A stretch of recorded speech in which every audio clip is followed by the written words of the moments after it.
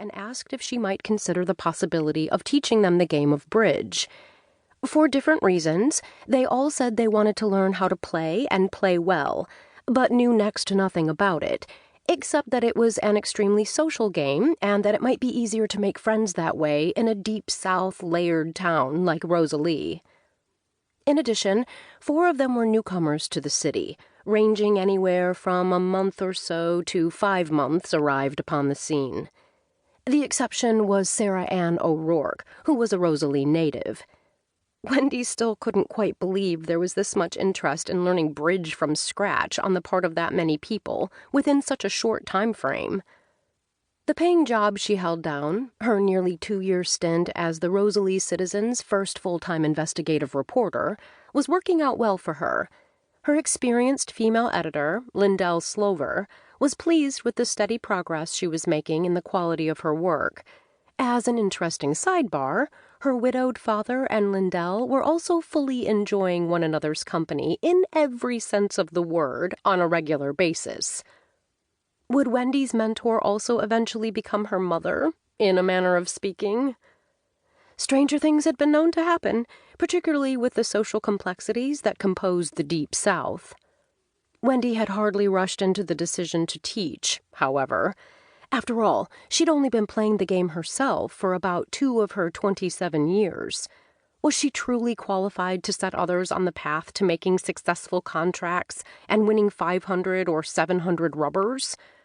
It had not been all that long ago that she had been in training as a substitute for the much-revered, but now very expired, Rosalie Bridge Club, with its legendary gin girls.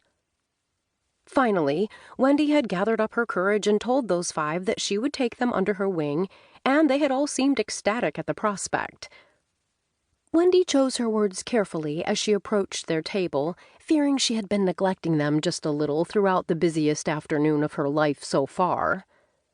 "I sincerely hope you've all been having a wonderful time. I've had to make my manners to so many people here in Rosalie all day, or I would have chatted with you all long before now." The widowed Charlotte Ruth, whose corny running joke about herself was that her name sounded like a dessert with a lisp, was the first of the 5 to speak up. "Don't worry about a thing, sweetie. It's just been a spectacular wedding and reception.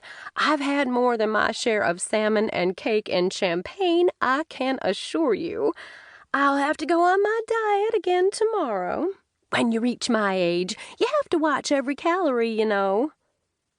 Wendy was as diplomatic as ever, a trait she had inherited from her late mother Valerie, the talented acrylic artist and quintessential socialite. "I'm sure that's not true, Charlotte. That's a stunning lavender gown you have on, and you are wearing it to perfection." "You're too kind," Charlotte said, adjusting her décolletage ever so slightly while tilting her chin upward to tighten the folds of her aging neck. She was clearly under no illusion about her late middle-aged appearance, but one never knew when or where interesting men might show up. Weddings, in fact, were notoriously good venues to meet them, and Charlotte had been more than grateful to receive her invitation from Wendy. Vance Quimby spoke up next. "I've been getting some wonderful images and bits of dialogue all afternoon. Note-taking seems rude, so you have to shut your eyes and memorize all these joyous scenes and snippets so you won't forget them." If such a thing existed, there was indeed about Vance a suggestion of something writerish, what with his carefully trimmed mustache, receding hairline, and glasses hanging off the end of his nose. "A genuine Rosalie wedding can't be beat for local color, and that's just what I need to bring this great Southern novel of mine to life. Thank you so much for including me in your plans today." "Think nothing of it. We do go all out in this town," Wendy said, making a sweeping gesture that included the entire tent full of chattering people. "And I can assure you that my wedding wasn't even one of the especially big ones. Not by a Mississippi River mile."